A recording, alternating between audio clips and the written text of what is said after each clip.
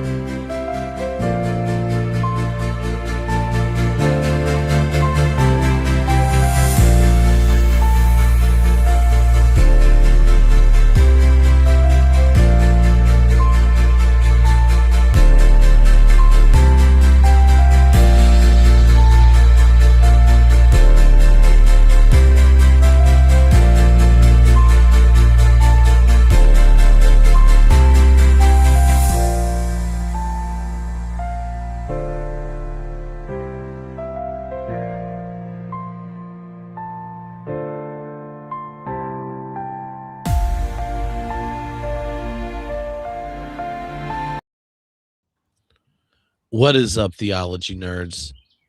This is Trip. And it is time for Theology Nerd Throwdown. What is up, BoDaddy? Good morning. I have been waiting for hours to get to this conversation. Oh, hours. Yeah. So if people don't know, ever since I turned 19, I have this bizarre thing where I sleep either 3, 6, or 9 hours a night, but I never know which one it's going to be. And on nights that I only sleep 3 hours, my day just gets really long. So I woke up at 2 a.m. and I don't know if it's because I'm in the middle of a home renovation and I have so much to do and my brain's trying to figure out like what's the sequence of today, or if I was so excited about this theology nerd throwdown, or if I've started some new workout supplements, and they might have some caffeine in them, and maybe I shouldn't take them after about 3 in the afternoon. I don't know what's going on. Well, we can figure it out together, Bo. Okay. I'll tell you. It sounds great. I'll tell you where Trip's brain is right now. What? Yeah. No renovations, just the flu hit 2 kids. Uh-oh. And so I've been to the doctor twice in the last 36 hours. But not for yourself. Not for myself, for the other people that are losing liquids. Oh. And now I'm just sitting here anticipating getting it. Oh, no. Even though I feel perfectly fine. Well, like you're helping everybody, and then like you have all these other emotions that come when a family member's sick. And so everyone's finally in bed last night at like 9:30. I'm like, oh my goodness, I'm going to go to bed early. Okay. I'm going to relax. And so I sit down, no basket. Yeah. Right. It was like my body was exhausted thinking about getting sick, but it was also saying, do you know that no one else is claiming your attention right now? And I said, I'm just going to watch one episode. Uh-oh. And then I said, no, I should have a cigar while I watch this episode. And then I go sit outside in this tent. Bo, this one you're in now. Yeah. Do I go to the episode? No, I said, let me just check my email real quick, because that's important. Then I open it. Do I even check my email? No. I had an idea. For something I was working on. And I started writing. Oh my goodness. And I rewrote 3 chapters of No way. And at 2 a.m, I was like, this is good. Man, now I can go to bed. And then I walk inside, go to the bathroom, realize Dino's just laying on the bed, been asleep forever, looking at me like, waking up like, why'd you turn the light on? What is your problem? I was like, oh, and I look, oh, it's 2 a.m. Late night writing sessions are awesome.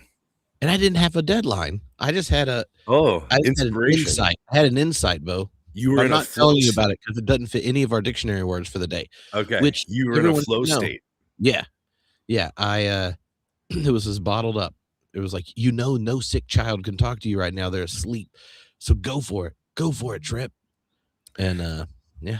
I don't enjoy being sick at all because I'm so rarely sick. I'm not very good at it. And I have not been sick probably for 10 or 11 years, 12 years. I haven't been sick in 12 years, but listen to this. The last time I was sick, I lived in Los Angeles and I had the thing that your kids have. And so I went to sleep on the couch because I didn't want to, my constant getting up to keep disturbing my wife and puppy. And so I went to sleep on the couch. So at one point in the night, I realized I need to go quickly to the kitchen to get the bucket. Well, when I rolled off the couch, I didn't realize that my muscles and joints were also being affected by the flu, and my hamstrings both cramped.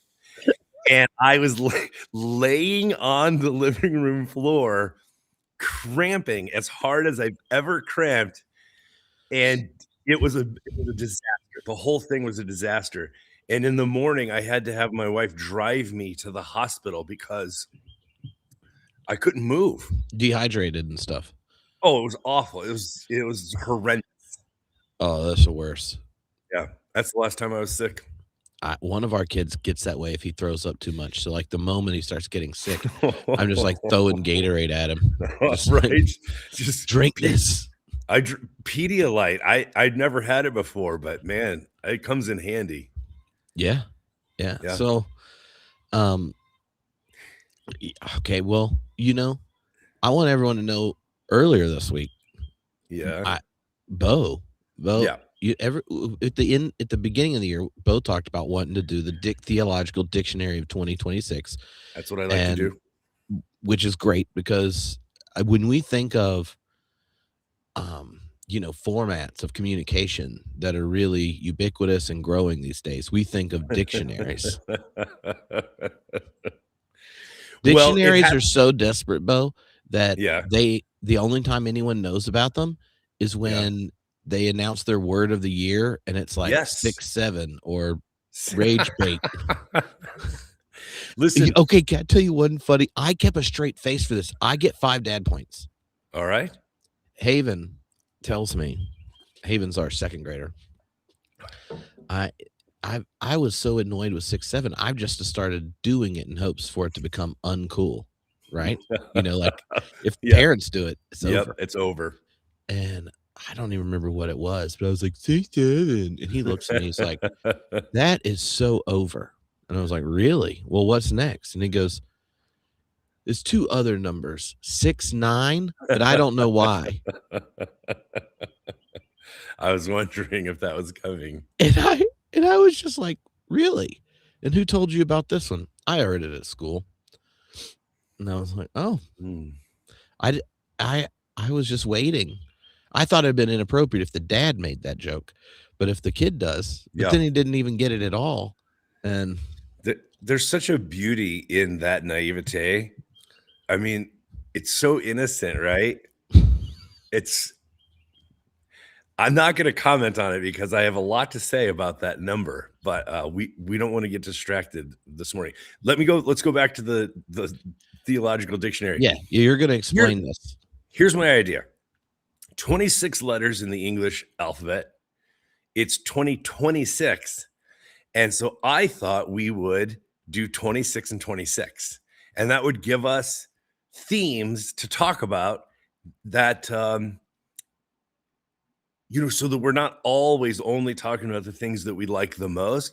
Because sometimes you get to pretty obscure letters, or like in our case, when you get to K, just theologically rich letters. And I think it's a fun exercise. Yeah, and just on principle, we have to get at least 4 Ks in that episode because we can't have a right 3K episode. So what I decided to do, because I've done this before, the ABCs of theology, and it was a nice series. I've actually done it twice, and it's been a hit both times. What I decided to do this year, sort of uniquely, is to take the theological concept from the previous series and to pair it with a cultural word of something that's relevant and going on these days. Oh, so that's where these came from. Yeah. Okay. So Bo just sent them to me, and I just made notes to myself, and then Do you know how I know they were your notes? because it brings up people I like talking about. Yes, the overwhelming presence of Bonhoeffer. I was Well, like, well, how does the AI know? There's no way. no. I write my notes, and then AI makes my slides so they look nice. So Oh, it's kind of I cool. see. So like I will I have all my notes. There's like all my ideas I haven't used yet folder. Then there's my things I'm in working on folder. Oh, And then there's my like when you talk about X, here's what you wanted yourself to know about folder. So like for this one, for example, I'm not going to give our words away yet, okay. but I'm like, oh yeah, like the A word, the second A word, Uh-huh. I immediately thought of the role it played in Bonhoeffer's story. And we'll talk about it. And Yeah. so I'm like, okay, I'm gonna go and just copy that section out of my Bonhoeffer notes, put it in a new file. Oh, well, so and so talks about this there. So I go through. I've digitized all my notes because I handwrite notes, but then you Yeah. can just scan it. Now it's Wow. text. So I go cut and paste all my notes on topics in Huh. a new Google Doc, Okay. organize them in my outline, and then just use that one file, which is bits of my notes, Yeah. and then say, can you make slides for me to discuss my notes? Wow. Wow. And Wow. then it creates them. And sometimes it That's tries to like help me. And I'm like, no, I don't want your help. I understand it. I told it, I was like, I know these are unrelated. I was like, my friend told me we're talking about these words. Here's the stuff that comes to my head. It's funny because no, it's it completely outsource what the slide looks like and how you should present it, and they're always better than what I would do because I hate slides. I want a whiteboard and I want to draw. That's what I do okay. my whole lecture. Yeah, yeah. And ever since I started doing slides, Okay. I get compliments about them all the time. People are like, "That was They're great." impressive. I got emails saying, "Oh, your lectures with Diana where you use the slides, those are so good." And I realize it's because I can't take detours, Bo, because the next slide is still on the right topic that I decided beforehand, Yeah. as opposed to a 40-minute detour into Yeah. what Trip was interested in. I think Yep. that's the main goal. And when I've spoken, I use them is It that works for you. there's no detours. It's like a podcast without the episode, without the intro. Like, who wants that? Yeah, it's like being up and then going to watch a show and then opening email and then writing a chapter of a book. Yeah, it's a lot like that. It's like that. Which part of what I added is because I went back through my Cornell West notes for Uh-huh. this, and I was like, Oh. "Oh, I like this analogy that I came up for this," so that I Oh. was like, "I got to use Well, this." this is gonna be fun. This is gonna be fun. Should we get started? Yeah. Do we need to know anything else about other than you can just decide I'm not supposed to talk about one of my slides? I realize I sent a bunch of them. There were a lot, I will be honest. You can just be like, "This isn't necessary," or you have 30 seconds. Okay. You're in charge Oh, that's fun. because Yeah, I'll drive this one. yeah, Okay. because I don't know the alphabet. You can't trust a dyslexic with the alphabet. All right, but before we click the slide thing, we should give everyone a chance to guess what Uh-huh. words that start with A or B are Okay. going to be, because we're talking about A and B. So they should put in their guesses. Their Oh, in the guesses. chat? Yes, Let me open up the chat. because I see Lori and Evan are there. Okay. And Joshua Patterson put workout supplements in scare quotes. So Kyle Scare quotes are Steven. the best. Yeah. Uh, Yes. So Josh. No, the funny thing is, Josh and I are becoming friends, so he can get away with something like that because yeah. Yeah. So, yeah, okay. Um, you want to know, uh, okay, why they're going to guess? Because I need someone to guess. Yeah, we need at least one But person I to know guess. they're getting this delayed. But so here's another example of the AI making slides. Yeah. So I wrote this long essay on Paul Tillich and Trump, Oh, and that is the biggest Substack piece I've ever written. I got emails from a lot of our peers being like, "That was excellent. Oh, that should have just been a chapter of a book."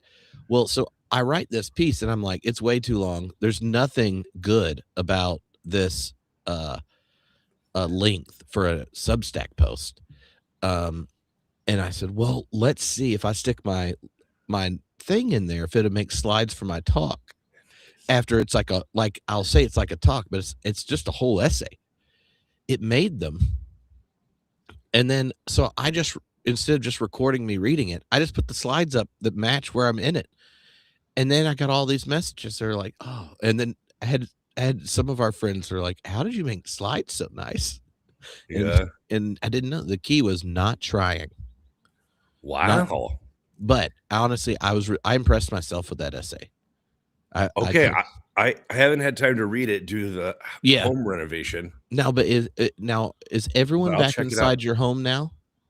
No. Oh. We had a setback this week. We did a test run on Wednesday and it didn't go so good. My wife's having respiratory reaction to it started with the wet wood from the water leak.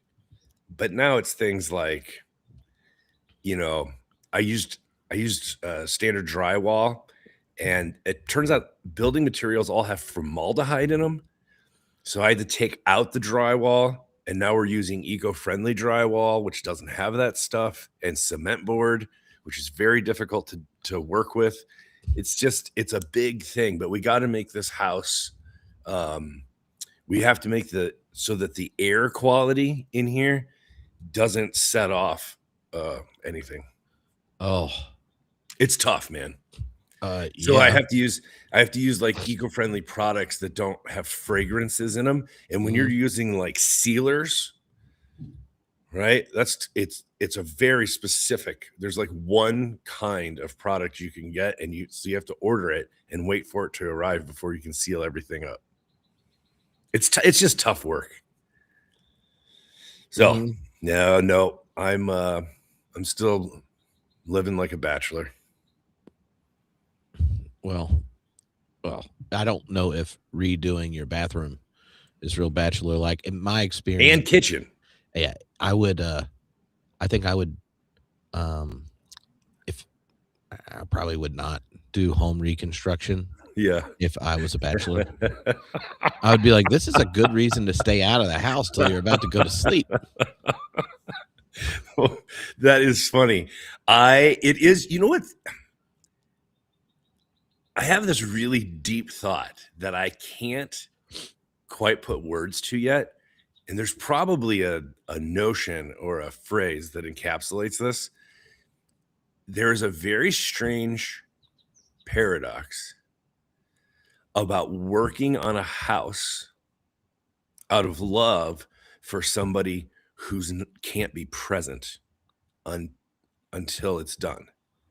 Like it really is a labor of love because you're every evening ceaselessly working to improve the space for somebody who can't be in the space. Mhm. There has to be a word or phrase. I'll stumble on it at some point, but it's a sense that I have of how intensive this work is and how laborious for somebody who's not present. It's odd. Well, you could just like, set up a little camera so she can watch you work, you know? Be like, I've really been If getting you- I've been removing the wet wood today. Here's my scent-free Uh, drywalling, I should, if I had to do it over again, I would have made this like a channel and like a time lapse video. yeah, and like daily. postings about this home reno and try and get myself a gig on the HGTV or something. Yeah. I mean, I think there's probably a market House Redemption for a with big. Reverend Bo I Sanders. was gonna say for a big man with big appetites, working hard. I think that would be a show, man. You do it, and they're like, "Oh, look at this," and then it opens with like you and CJ and puppy because you throw the little Mm, puppy in. Come on, you got a puppy. Oh, the big tatted minister she man doing work. she is a star. I'm just saying. Okay, All right, so all right, we got I'm gonna lots of read. A words. We got from Substack because you can't see those. Oh, okay. Annihilationism, atonement, Yeah, I see that one. Arminianism. Yeah. We got Yeah, multiple Arminianisms. yeah. Um, Apophatic was a good one. Apocalypse, Ascension, Anti-Establishmentarianism, Atonement, Annihilationism, Abba. We aren't asking about band names. Apostasy, Allegory, Ooh, Bo the Builder. Is that our that's beat? good. I don't know. Stark Raving Dad says, "Someone once said, I go to prepare a place for you. It seems relevant." That's really good. That's really good. Oh, I like that. That's a good reference. Ooh, beloved. Okay. Yeah. All right, Bo, you ready? You ready? Let's get started. We're doing the intro. Oh, Oh, what? interesting. You All doing? right, here we go. A little Oh, bit of a story. okay. So our two words that we're going to pair today, or phrases, is argument culture and atonement. We're going to link them with adiaphora. That's going to be our trick today. Okay? All right. Here's how it goes. Here's how the story goes. In 2020, 2021, when we were in COVID lockdown, I got so tired of the news between our politics in our nation and mask mandates and everything else. I just needed to change it up a little bit. So I did an interesting experiment since I was trapped inside anyway. I went through my library trip and I only read books written in 2000 or earlier. So before the year 2000. And because what I wanted to do is say, I wonder before 9/11, before Y2K, I wonder if things sounded as different as I sort of remember them. And so I went back and started reading books written before the year 2000 or 2000 and earlier. And one of the ones I stumbled on was this great book by Deborah Tannen called The Argument Culture. Now, in 1997, she wrote this thing. And what was fascinating to me is to remember reading the book in 98. I read it, I think, in 98, something like that. And how bad it seemed back then. How bad When, the argument culture of 97 was? yes. Now, how old were you in 97? I was in high school. Okay. So the interesting thing about the 90s for me is that I started the 90s. I was living in Saskatchewan, Canada, and I was an American citizen who was very much missing America. And at night, I don't know if you know how AM radio works, but at night, the waves carry longer, and I could get Minnesota talk radio in Saskatchewan at night. And I would listen to Rush Limbaugh and all sorts of conservative pundits. Well, But Bo, that's like the seedbed of today. Sean Hannity and I Uh, know, I know. And it's also the home of the Roadkill Cafe is in Saskatchewan. that's true. That's true. So that made me smile.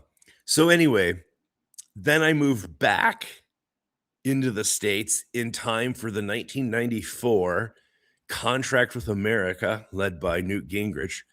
And as somebody who had been outside the country, I was digging this because it seemed like strong leadership and vision. And, but I was outside, I was an outside observer. So I moved back into the States in 94, I think, and quickly figured out that this contentious, adversarial, escalating culture of political dialogue that Deborah Tannen was addressing was hurting us as a society and as the church in my pastoral role. And so when I found this book, I immediately took to it.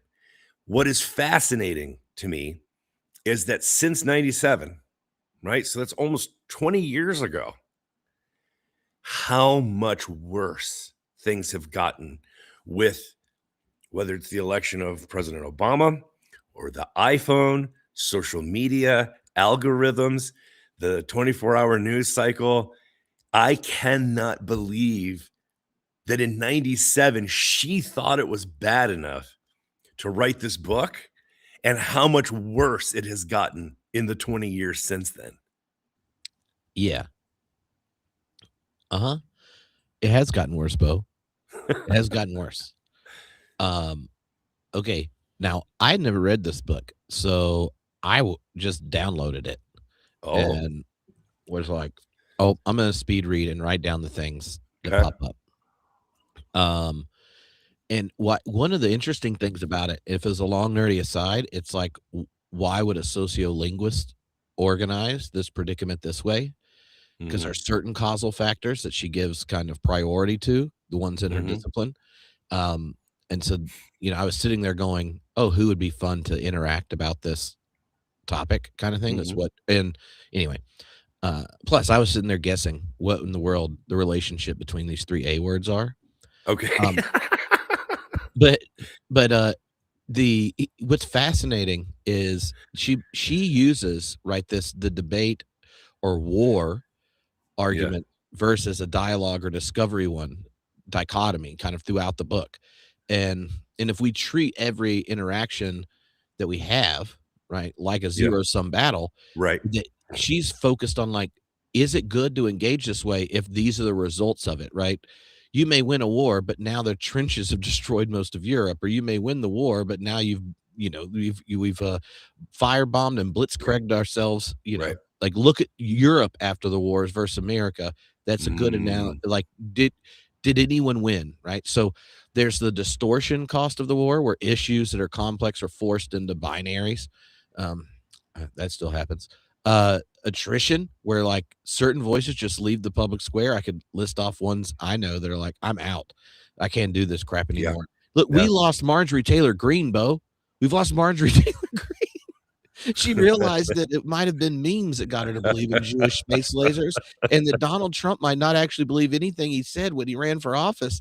And she said it out loud, and all the people that voted for him for those reasons started threatening her and her family so much she Oh, quit. I know, I know. Um, and then the other element, which Sheesh. is the gender norms, where combativeness, Yeah, reinforces traditional masculine norms. And one of the bits about it being 30 years ago is how the what she calls the masculine communication style has been adopted by female influencers. So if you think of the biggest ones, they do that.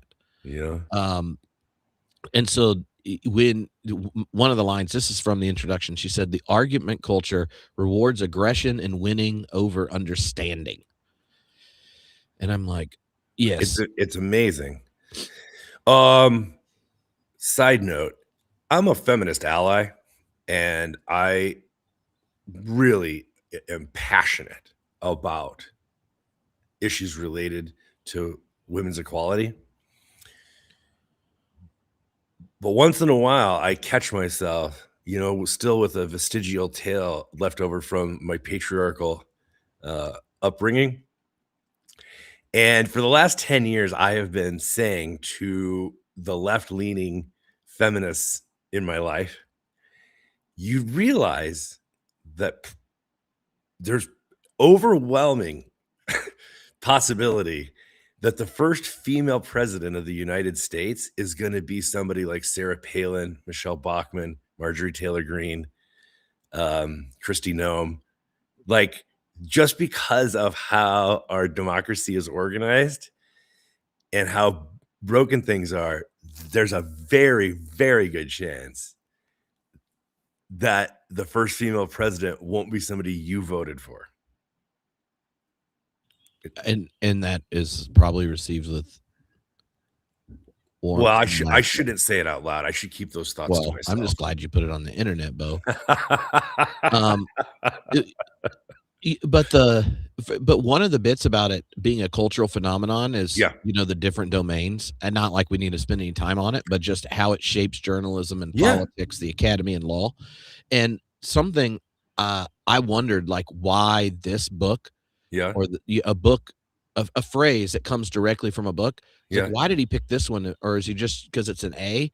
And then I thought, oh, all four of those fields are completely different because of the introduction of new technology and have Oh, been radically shaped by changes in yeah. tax and Yeah. tax policy since then, Yeah.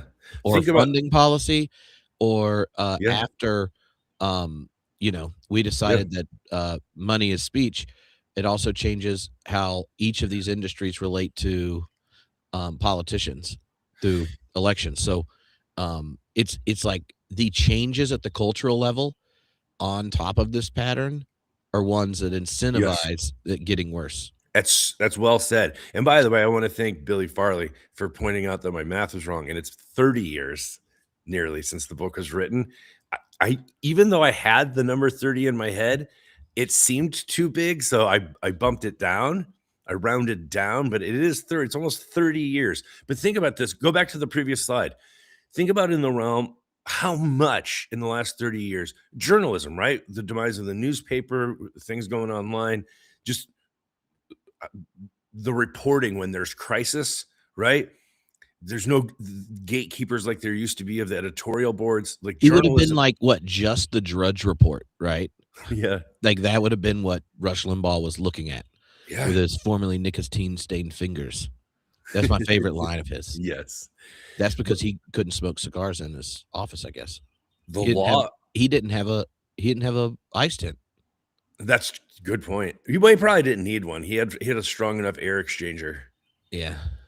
Um, the Life law goals. Life obviously goals. has changed so radically. I listened to 2 different podcasts about how the law is changing. It's nearly unrecognizable, and current law students are being taught that basically this thing we're teaching you, was true last year, but is no longer true, but it's still the curriculum. But you're going to actually need to think differently about all of this, whatever kind of law that they're learning, because it's no longer how the law works. Right.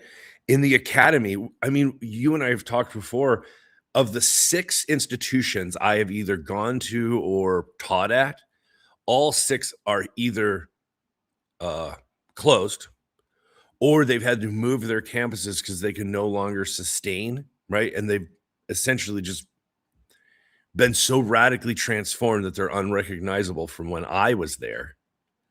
And then obviously in our politics, I mean, we live in such a radically changing world. And so, yeah, I, I, Dude, okay, this makes me think of a text I got this week. yeah, It's depressing, and we're not gonna have a detour on this topic, Bo, because we're an argument culture. mhm. But, for PhD student from Edinburgh when I was there, texted me. He's friends with an assistant to the attorney general. Oh, They were texting about what was going on in Minneapolis. oh no, Like, are we double effed? The reply from his buddy, probably. After this week, I can't keep working for these maniacs. It was one thing making purely legal arguments before, but it's clear now that they're abusing our credibility to engage in a campaign of mass arrest, violence, civil rights violations. Like, mm, like, but why? What pops out about that? And honestly, I was working on these slides while texting, so maybe that's why. But that sense that even how the law works, the assistants to the head lawyers of the country are like, we aren't even like trying to play the game anymore. Like, yeah, we're not playing the game. yeah, Like, what the like laws premised on, like, obviously there's ideological battles and there's interpretations that are better and worse and all these other things, but the law is always subservient to the people who, Yeah, and when that's gone, what's going on. So yeah, anyway, it kills false dichotomies, zero sum games, kills nuance, all that kind of stuff. yeah. No. It's I love the one of the phrases on your slide said, um, it's an argument to win, not a problem to be solved. And we're going to talk about that more when we get to the B words. But yeah, it's just so okay. So here is an antidote to this problem, the disease of and the poison culture of the argument culture. Here is an anecdote. Is that am I saying that right? What's it called? Like An when you have antidote. no, an anecdote's like a little story. An there's a T version and a D version, and they sound the Okay. same coming out of my mouth, Bo. Antidote, antidote, antidote is T. Antidote, antidote. My insomnia, by the way, is starting to show up in the 20 years, 30 years thing, and then the antidote. I'm definitely struggling this morning. Okay. So adiaphora is this old word from Christian history that I think could benefit us a lot. So the basic definition is, and if you want to put up, do you want to put up the adiaphora slide? Yeah, yeah. Okay. Oh, this thing's a little delayed. Oh no, no, I forgot this. Here we go. That's fine. There we I go. know. Okay. So it's an old Greek word and it means indifferent things, but the saying that goes with it is neither virtuous nor vicious. And the Christian version of it is a matter's not essential to salvation. So it's neither clearly stated, outlined in scripture, nor is it forbidden. So it's not commanded or forbidden, right? And so adiaphora is this wonderful category of things that are not clear and are not essential, right? Excuse me. And so for me, just knowing that this is a category is a beautiful invitation and encouragement to not approach every topic as a all in or all out subject, but to recognize, and I'm a big fan of Paul Ricoeur, the surplus of meaning that in any symbol or topic, there's going to be um, a multiplicity of perspectives, and that my favorite thing in from those who talk about Ricoeur is that a symbol or a topic can mean everything that it can mean. You just have to be careful that it because, and this is the world we live in now, it it doesn't mean what it can't mean, right? So like this is the double speak, right, of 1984. This is what people are furious about now is that things are being used to mean their exact opposite. And so we got to be careful with that. But as if Like you're going to one be example might be, like, I don't know, someone nonviolently protesting being shot and called a domestic terrorist. You're like, that's what right. does domestic terrorist mean? That's an interesting application of that word. Yeah. It would be hard to be a domestic person and a terrorist if you're Yep. doing things that the shared constitutional rights of said domestic state permit, but not with some doublespeak. Right. And so this is why in an upside down culture, I think this adiaphora is a beautiful invitation because if you're going to try and be, which I'm trying to be, a generous and irenic um, advocate for community connection, collaboration, which I see in the gospel. If you're trying to be a peacemaker in an argument culture, if you're trying to be a bridge builder in a culture of conflict, having this little tool, little Swiss Army knife, it's just nice that everything doesn't have to be all in or all out. It's not winner take all. It's not zero sum. There are some things we can differ on, and it's okay. One example of the I bet 30 years ago, Bo, people would have heard this and been like, "Oh, this is good to have as a tool. Things we don't have to fight about. That maybe we could have more ecumenical Eucharist gatherings Mhm. because all of us have different theories of how it works and Mhm. who gets to do it. It's a But perfect example. if we just said how you do it and the purpose of it is something that is expressed differently in different traditions, they should do it beautifully and well for theirs. And when we gather, we go, oh, we are all baptized members of the body of Christ. So we're going to share it together in the most respectful way to include as many people as possible without instantiating historic prejudices that may be legitimated through our Eucharistic practices. You could do Mm, that. And then, well said.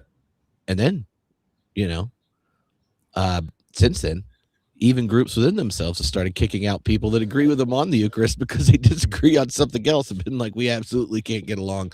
Like, It's shocking. yeah. Yes.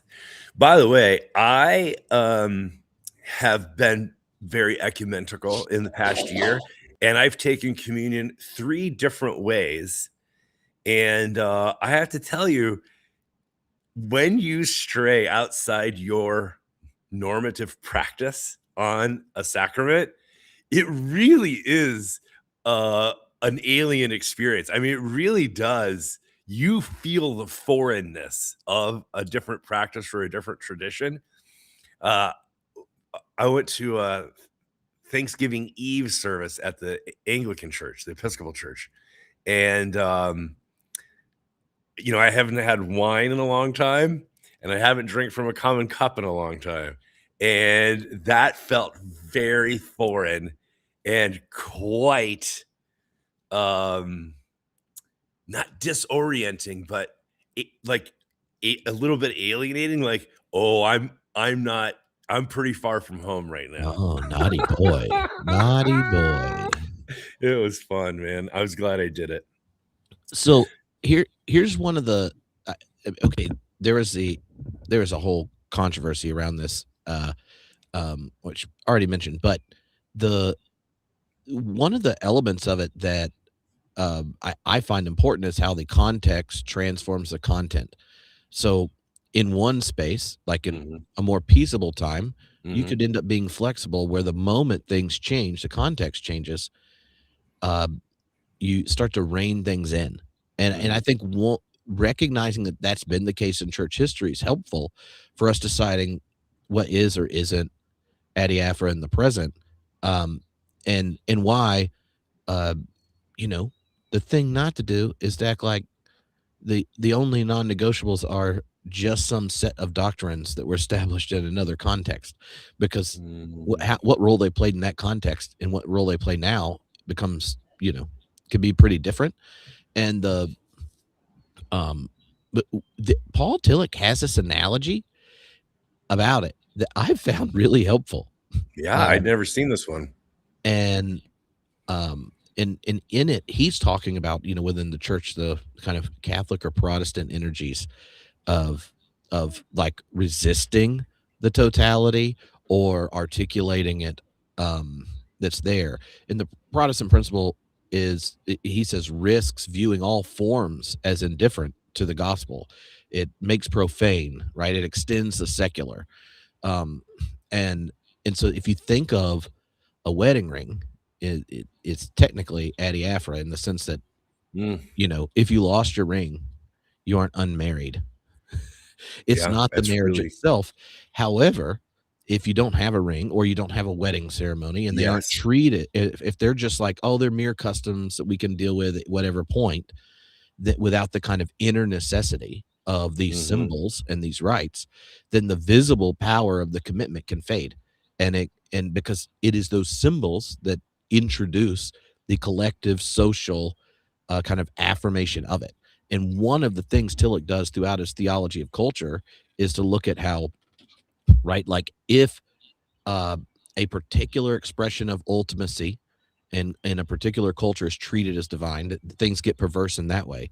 But then if you imagine just like reason and experience can generate whatever, and cultures detached from like the inherited depth dimension of communities and families and friends and stories and symbols and rituals and stuff, then you get a vapid kind of modernity. And you needed the kind of integration of both roots, which he calls theonomous, like a sacred filled realities of culture.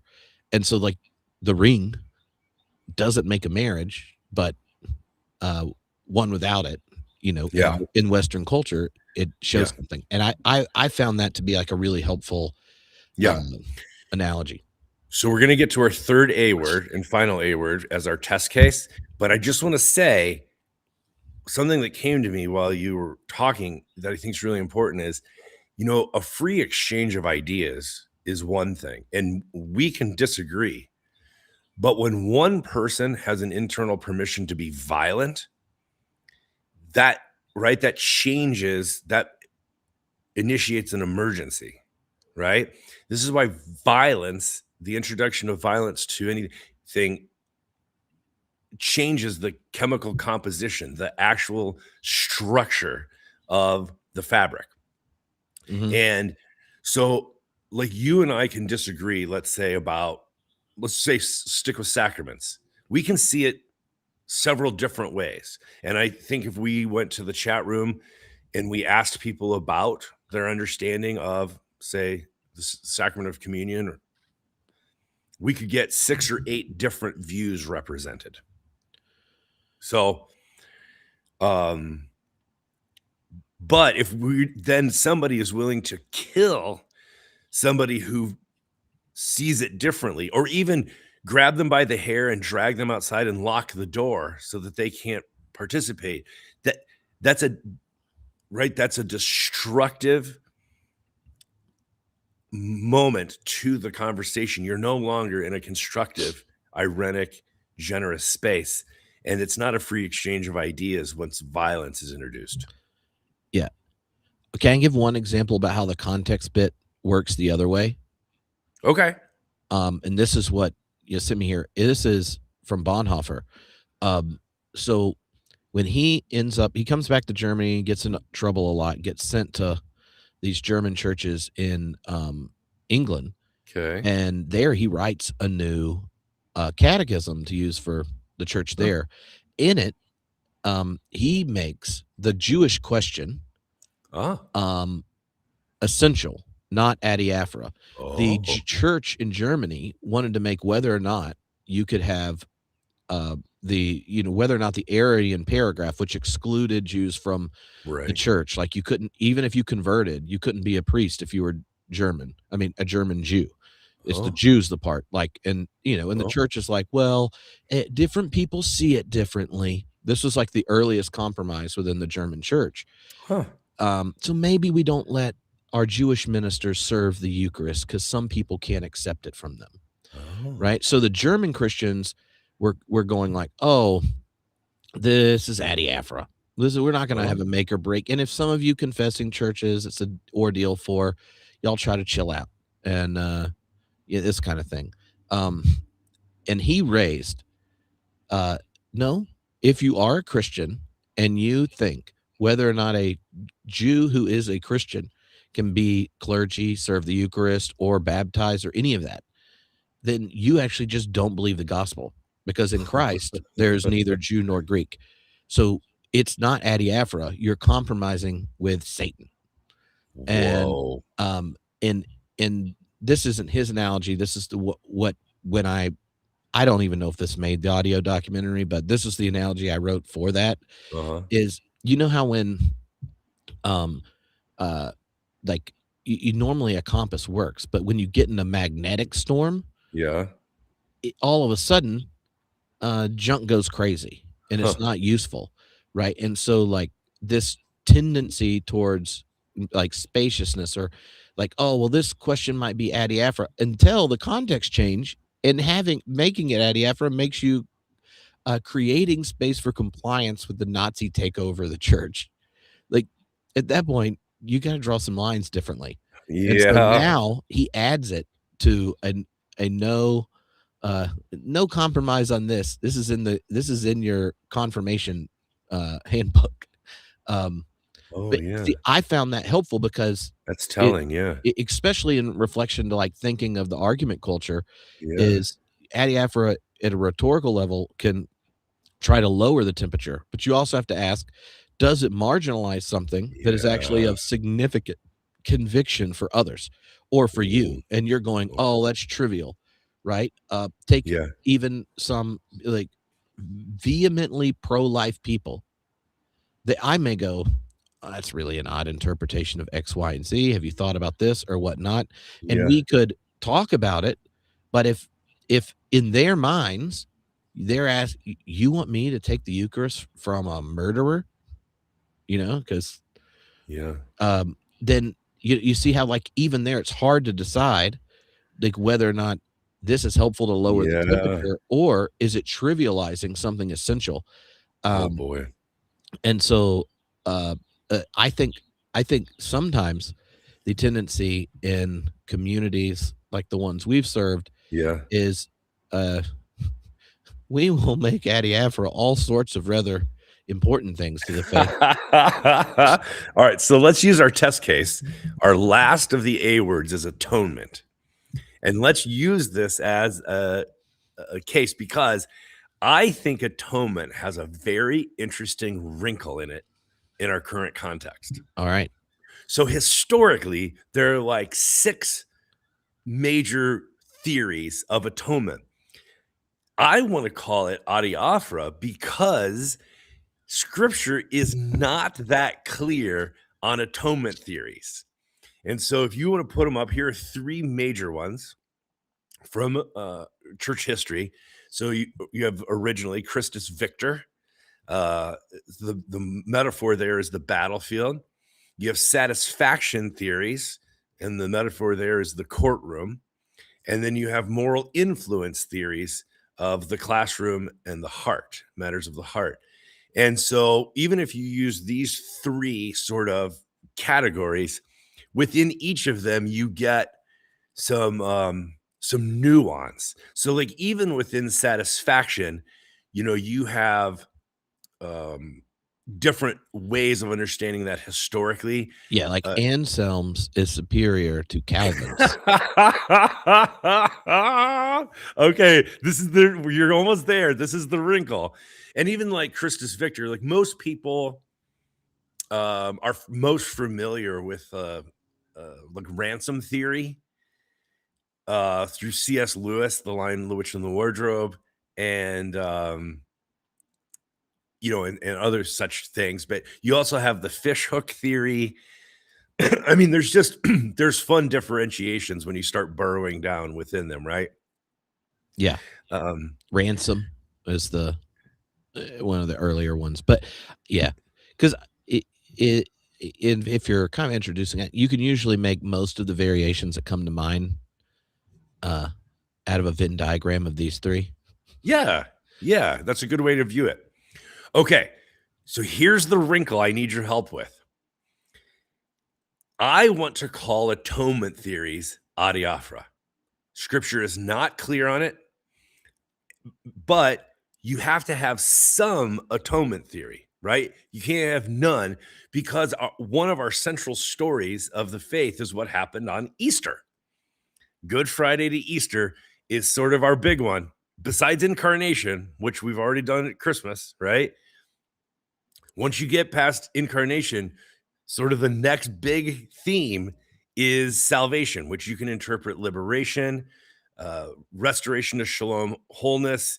Right? There's different ways of understanding salvation, but you have to believe something about it because it's one of the big ones that's central to the faith. But which one you believe, I I think there's room for multiplicity of understandings because in any symbol as rich as resurrection, right, empty grave, There are going to be multiple ways of understanding that and layers of implications and insights. And so I think in a surplus of meaning that atonement theories can be adiaphora. Here's the wrinkle. There's a group who believes that there's only one way to understand the atonement, and it is penal substitutionary atonement. So here's the thing.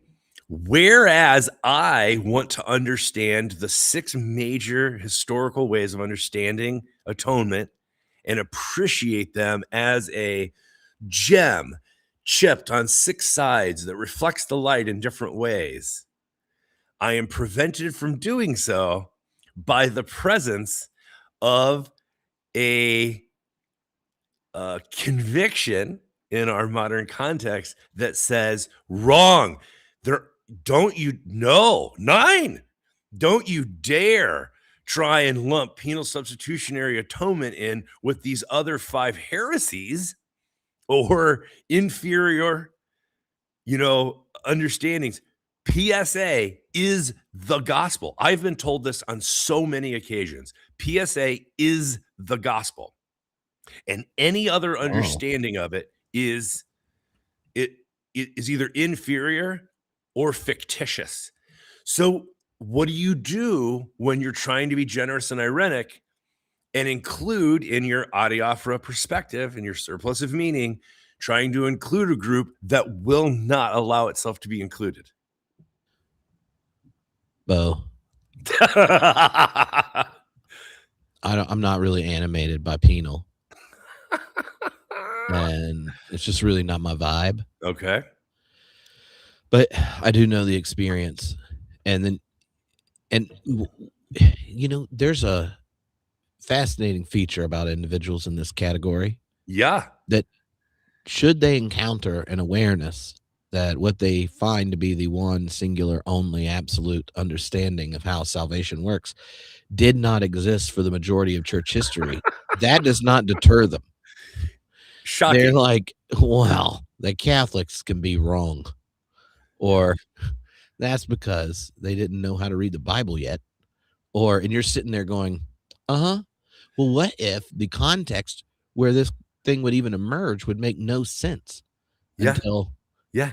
later in church history? Like they wouldn't have had a judicial context to impose these kinds of things, just like Anselm's satisfaction theory emerges in a Lord Serf dynamic of a world in the great chain of being where honor and shame are the primary categories of Yeah. disunion.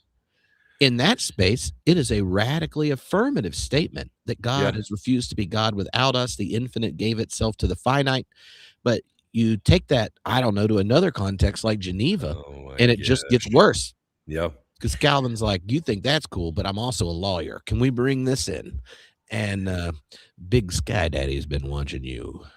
And you aren't just problematic, you're depraved. Not some depraved, totally depraved. And what you need, dear friend, is penal substitutionary atonement. So here's where it gets even weirder. Oh, When I was a professor, theology professor, and I would present in whether it's systematic theology or in whatever context of the classes that I taught, when I would present historically the advantage or the strength, let's say, and the weakness of each of the 6 theories, atonement theories, it became clear to nearly everyone that one, penal substitutionary atonement had some logical fallacies inside of it and was clearly the least comprehensive as far as the character and nature of God.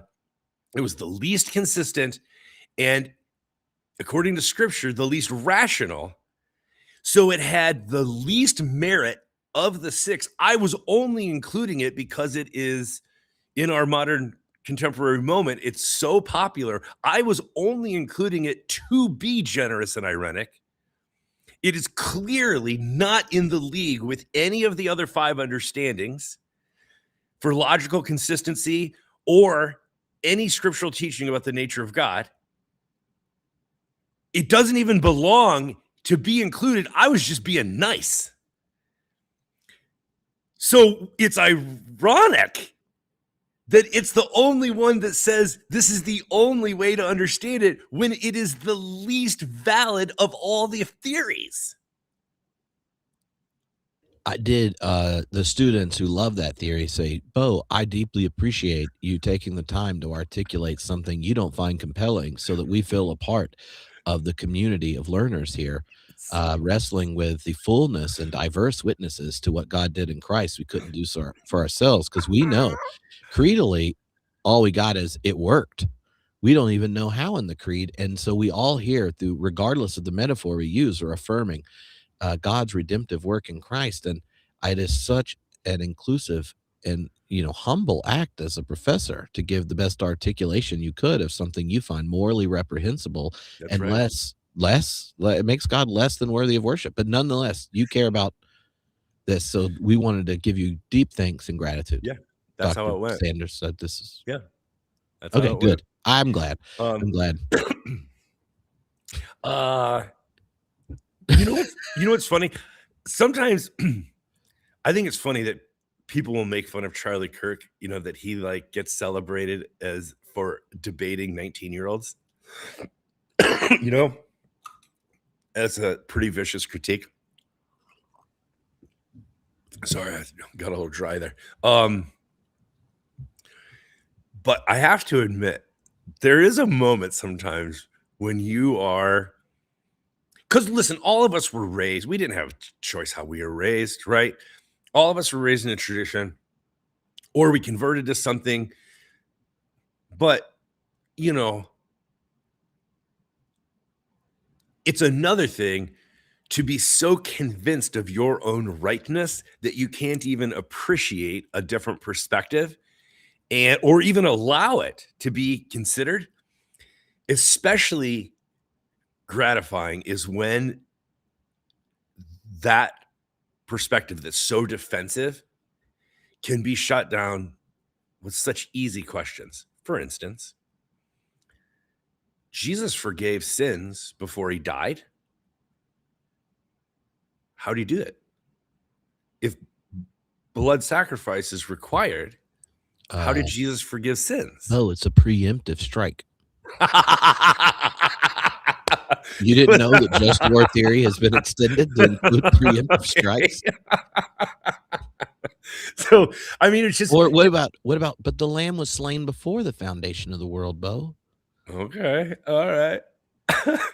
or little questions, just like in the courtroom. So to whom was the debt owed? Was it owed to the devil? Right? Is that who had to be satisfied? Or is it God?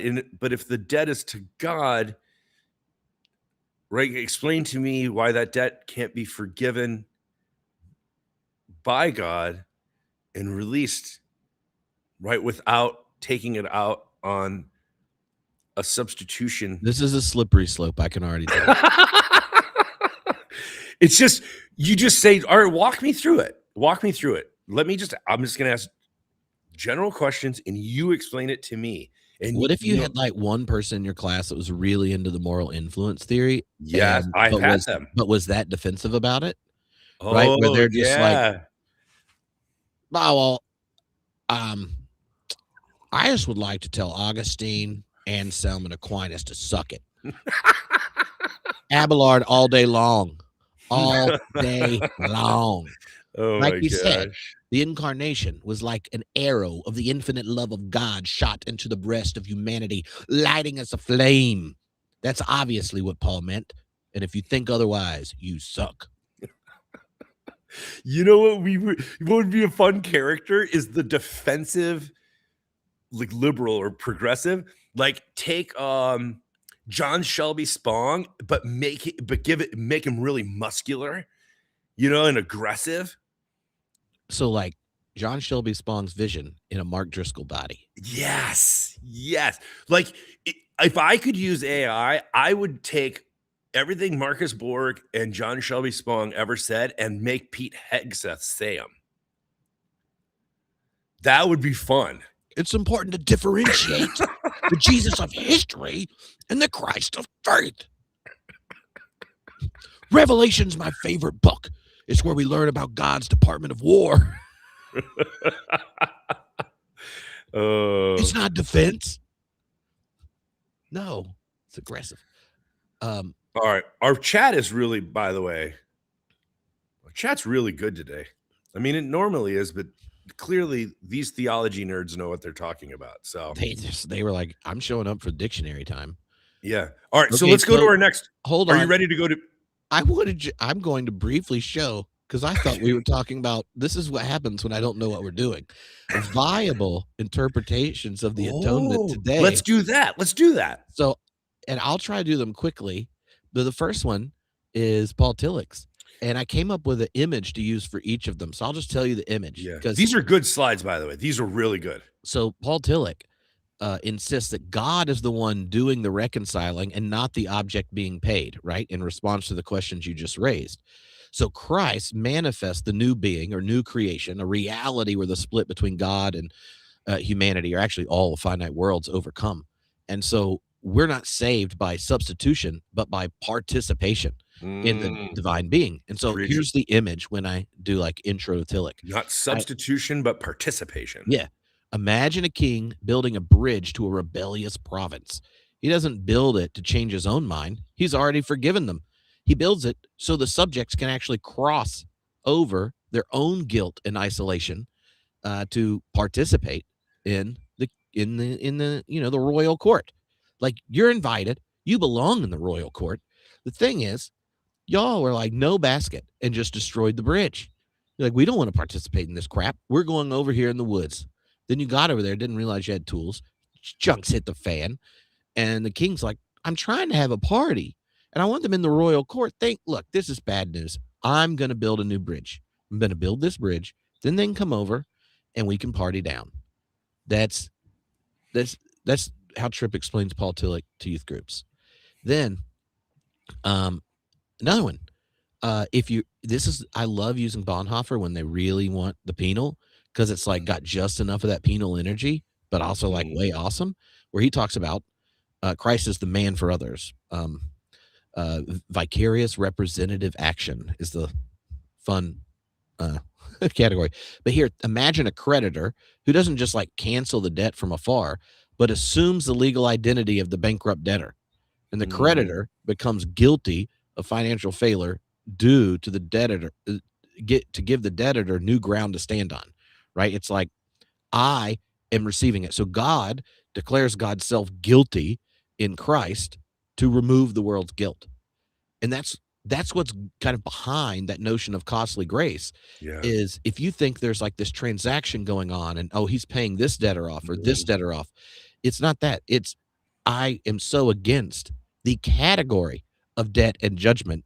I am just, I'm buying all the debt, and not even just like buying it.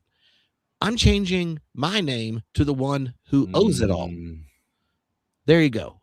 New world. And that's so a level of identification and advocacy that just can't be imagined. Yeah. All right. And then there were two others just in their variations on the same thing. Oh, but like I love Keith Ward, he has this really, he's not a fan of the penal, but he's like, I actually like what the early church was doing, that you have that like death, resurrection, and the gift of the Spirit. He's like, when you understand these symbols, like the death of Jesus is revelatory of the deep compassion of God. The resurrection is victory beyond our brokenness. The gift of the Spirit is transformation in where we get called into the life of God. And so he actually talks about the cross as a perfect prayer for the healing of the world. It reveals the truth and brokenness, sin, law, justice, and in all the perverted ways that exist. Yeah. And God acts to give a new word on the other side of it. Wow. And so he has this picture of this is a paradigm of love is really a paradigm of theosis, that it's a Mhm. cosmic one. Frank Tupper, who taught me uh, theology and divinity school, and I absolutely love him, says that like these three movements, he focuses on the same thing. The cross is about radical solidarity, not a distant judge, but Okay. present in the darkness of the cross. That the power of God's cruciform, right, in the vulnerability, God identifies with the crucified people of history. And then this picture he calls the hub of the will for him, of the center of his theology, is the Jesus story of God's compassion. And then all the doctrines are kind of like the spokes of the will. Hmm. And so you keep returning to the uh to the salvation event, the cross, death, and resurrection, where he sees it as the Jesus story of God's compassion being revealed in the life of Christ. And then you keep reworking your doctrines that are these different spokes, because they need to remain in contact with the God who chose us and found us in darkness. Hmm. And one of the reasons, like all these new why what the new paradigms are doing, and this is something most theologians point out, but like here's how Tillich talks about this in his history of Christian thought, is that like symbols arise in that initial context, right? So there is a religious origin to the symbol, and then it has an existential application. Then it's answering questions the community asks. Like we don't ask, Hmm. "Oh, we're all under the power of Satan, Bo." No, it's not a conversation. Although it should be a conversation right now. Yes, which is why I think my new Substack blew off, because I said Tillich would have said we're all that MAGA Christians have become demonic, but Oh um gosh. but that, like, there's a symbol, but the symbol finds meaning precisely because it's responding to our biggest existential questions. So Hmm. if the moment you notice that, then you ask yourself, well, what was the big question of Anselm's day, or Calvin's, or Luther's, or these kinds of things? And all of a sudden, those, like, you can go, that was a beautiful articulation for then. Whether or not we live in Geneva now and need some penal, probably not, because the point of these Hmm. is actually the transformation, to be shifted by the event of Jesus in our personhood, or become a disciple, or be baptized into the body and live it out, or share the mind of Christ. That's the point of this. And when we turn these symbols into kind of magical facts, as Tillich's dismissive term, it's a literalist distortion, because we think like language is has permanent universal dictionary in God's mind, and so we have to use these right words, when we forget they have an origin in one context, and they get reinterpreted over time because the questions the community brings are different. But the goal of this is, sanctification, if we're using, or deification if we're Hmm. orthodox, and we're participating in new being, the power to conquer estrangement if you're Tillich.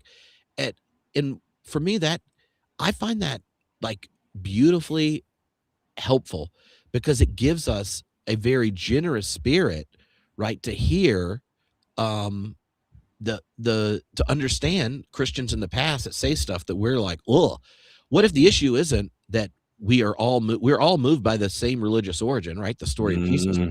but we're asking different questions. Yes. And so, what if we're asking a different question? How does the story of God's self-testimony in Jesus get articulated to answer our existential questions, to lead to Hmm. our transformation into the body of Christ?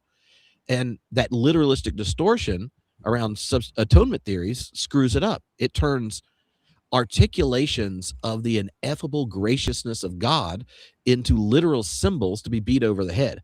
And there's this essay Ponnenberg wrote in his book called Christian Spirituality, which is just a funny title for what's in the book, but it Okay. is as close as he gets to it. Um, where he said, "Look, we have to get the point, when we talk about the atonement. We're in a time where an increasing number of people will never be able to hear the gospel if the only question it answers is what." where can I have mercy on me, a sinner that's bound to hell? He's like, if you have to convince someone, one, that they're a sinner, and then that if they don't get what you got, they're going to go to hell before a holy God. That's a lot of work for people that don't carry that question around.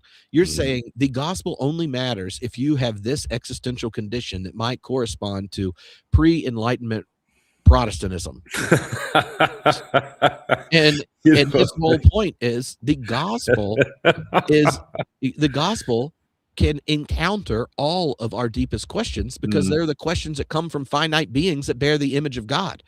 And so they tend to their actual questions, be it those kind of existential questions about your own finitude or those existential questions about our collective injustice.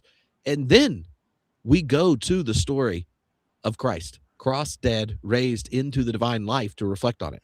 And so, like, in light of that, this is why I find the kind of these different alternatives that you brought mhm, up, right? It's setting up, oh, well, here's the bridge because that's about God's initiative. mhm, Oh, the creditor image is like it's a transform, like God is clinging it to the identity of all of our brokenness. What's mine is yours and what's yours is mine, right?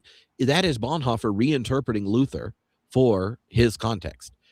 Or Keith Ward's theosis, this kind of thing. But it's what does it mean to be invited into becoming a friend of God? That is Johannine, but it also is thinking about a world where we see brokenness at all these levels. What does it mean if the cross and resurrection is an invitation to the divine life to be worked out in all these spaces? Or yeah, the king that chose our chains, right? In that radical solidarity image of Tupper, where they all reject transactional legalism. And there you I go. don't think that means we have to dismiss Mhm, the uh the I could imagine a situation where when some of the theories I find morally obtuse came into being in their context, it was a liberating word. And so all of them emphasize God's initiative to transform the human condition, but it doesn't capture them in a particular moment of history's existential questions or the way language mhm. worked in them. And so, yeah. Trip, at 52, it's interesting when you go through different seasons of life.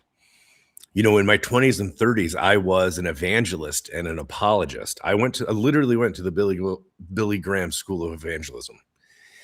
And but I got tired of it when sort of the postmodern framework came in because people were no longer asking the questions that I had been trained to answer. So first I had to get them to ask the question, Yeah. then I had to get them to understand the answer. And you remember those bad videos where like the dude from Growing Pains is like, "Have you Yeah. ever lied?" And you're like, Mhm. they look at you like, "No, I've never lied." There's only one person that passes that test with a straight face, and it's our president. The only guy who can't think of anything he had to ask for forgiveness for, Oh my which goodness. is good news, though, because Or when asked what could stop him from just, invading random countries and using the military, he said, "Don't worry, my yeah, morals." yeah, And he's the praise only God. person that doesn't need forgiveness, so Yeah, praise the praise Lord. God. Yeah. So this is actually my point. Then about 10 years ago, I retired from evangelism. It was one of my most popular videos I ever made. It's not on it got taken down, uh, during the whole strike thing. But, what do you know that my all my videos on critical race theory got taken down? So What? my channel about a couple of years ago, my channel got struck, because I was talking about critical race theory and evangelicals, and they took down all my most viral videos, and I lost the one where I talked about retiring from evangelism. Sort of W sucked. so but what did it get taken down for? There was something about because I was talking about critical race theory. They somebody Reported filed. it? Well, I don't know, but somebody filed complaints against YouTube, and it happened to be in a season of my life where I just did not have the attention or the energy to fight. And I sort of didn't think anything would come of it. And then all my most popular videos disappeared. So that sucked. Ugh. Anyway, so one of those videos was I retired from evangelism. And because I was tired of doing, I called it the double conversion. First, you had to get somebody to convert to believing they were a sinner, you know, and then you had to get them saved by grace, right? It's a double conversion. So it's like trying to sell somebody a hammer when they're not nailing anything, right? Like it's just a tough thing. And so I decided I'm done with it. So I retired from evangelism. Here's the thing. The world has gotten a little wonky in the 10 years since then. Trip, I've started thinking again about being an evangelist for one simple reason. I don't know that I have to convince anybody that something's broken, right? So I don't have to get two conversions. I just have to get one conversion. And with this understanding of atonement that you just talked about in radical solidarity and identification, Trip, I think I only have to make one cell. I'm thinking about becoming an evangelist again. Oh, amen. Amen.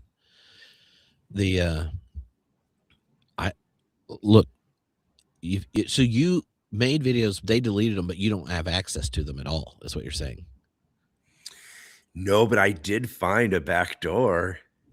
The archive on my blog, Uh-huh. it still has a trace. You can get to them, not on YouTube, but you can get to them if you find the blog on like bosanders.com or Uh-huh. the WordPress. If you can find the video, you can go to the archive. I don't know where it's archived, but if you search YouTube, it doesn't come up. Oh. Well, okay, I have a question for you, Bo. Yeah, about finding a back door. Well, that's going to be my second question. I saw your smirk when I said it, and I didn't mean it. I didn't mean it in a risque way, but I saw your smirk, and you said, "Oh, that's a double entendre." No, I self-edited. Bo. Do you think we should do the bees next week since we're at an hour and 20 minutes already? I do. I Okay. do think that because I'm getting very hungry. I was like, if we're doing the bees, I got to go to the bathroom first. Yeah. No, we'll do the bees next week. Okay. Also, I'm sorry I made like 10 slides for the first one. No. Did you see how many slides I made for it? I did. I honestly, when you sent it to me, I saw the size of the PDF file and I thought to myself, how many slides did he make? And then I opened it and I was like, oh. Well, the B word is not backdoor, if people were wondering. Thank you for clarifying. No, it's not backdoor. Next week, we're not got slides of backdoor theology. Do you want me to do a little commercial for it or wait? Oh yeah, we do that, and then you have to give a benediction in it. Okay. You know. Right. Okay. B is for belonging, and our two test cases are baptism and bipartisan politics. Ooh. How fun is that? Yeah. When we say we the people, who do we think of? Who's we? That's going to be a fun one. Mm-hmm. Side note before the benediction. Oh.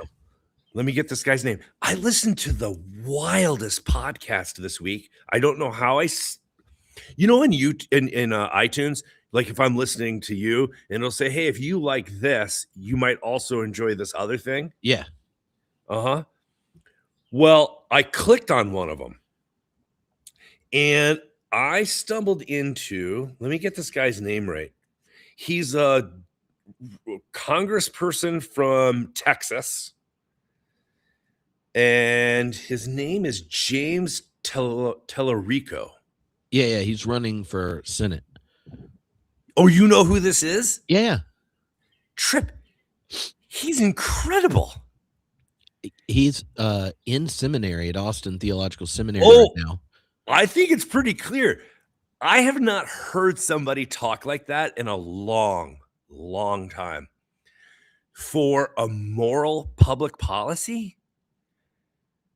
So his Presbyterianism was the most Uh, beautiful thing I have heard outside my tradition in a long time. I was freaking impressed, man. And then I found out he was on Rogan, Yeah. so I got to go listen to that. I've never listened to Joe Rogan before, so I got to go listen to that episode. Well, let's just say you'll now you could be like a real millennial, Bo. You might become a millennial when you listen to it. Okay, six Because seven then no six more seven. Gen X. Yeah, he's running for Senate in Texas in the primary right now for who's going to run for Texas. And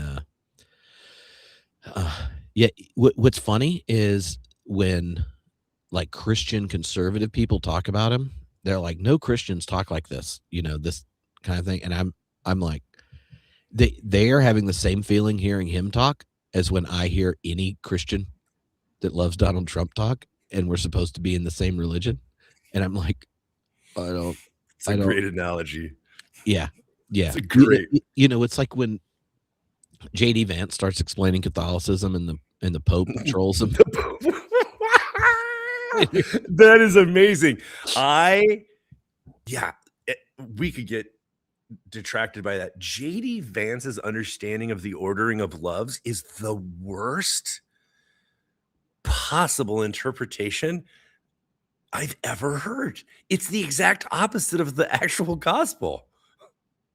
Yeah, if we were like, well, what's his existential concern? And he's like, how do I understand what God's doing so that it's as xenophobic as I am?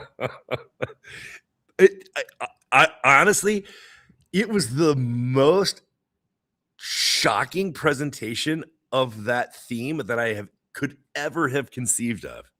You know that scene in Abby Gilmore where he's doing that test and the guy who's like grading it where he has to do it, he gets done and what you have just said is the most, and I don't remember how he goes from there.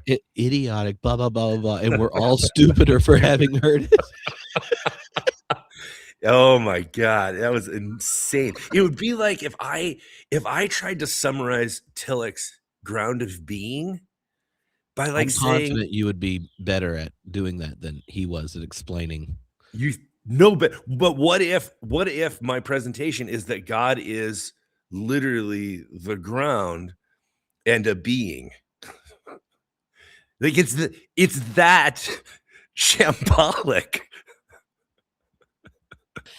So ground. Yeah, right. And obviously we are all clear what being means. That's not a contested word in the history of our species.